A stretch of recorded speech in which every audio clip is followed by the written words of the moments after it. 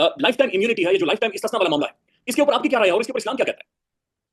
मेरी राय भी इस पे मेरे यूट्यूब चैनल पे चल चुकी है। मेरी राय यह है कि इस्लाम में किसी को लाइफ टाइम इस्तिस्ना नहीं है। बड़े बड़े लोग, बड़े बड़े जलीलुल कदर सहाबा किराम रिदवानुल्लाहि अलैहिम अजमईन, जो जिनकी कुरान ने अजमतें बयान की, उन्होंने भी लाइफ टाइम ये इस्तिस्ना नहीं लिया। इसकी कोई गुंजाइश नहीं है, बल्कि वो पेश हुए अदालतों में। सैयदना फारूक आजम रदी अल्लाह तआला अन्हु, हज़रत अली मुर्तज़ा शेर खुदा, ये खुद अदालतों में पेश हुए और ऐलान किया कि कोई सवाल हो तो करें। और जब किसी ने सवाल किया, क्वेश्चन किया, तो खुश हुए और दुआ दी कि ये उम्मत उस वक्त तक हलाक नहीं होगी जब तक इसमें सवाल करने वाले लोग मौजूद हैं। सर जी, क्या खूबसूरत बात आपने कोट किया। पाकिस्तान में सवाल करना तो जरा अजाब बना हुआ है, यहाँ पर सवाल पूछने पर तो आपकी गर्दनें उतार दी जाती हैं इस मुल्क में।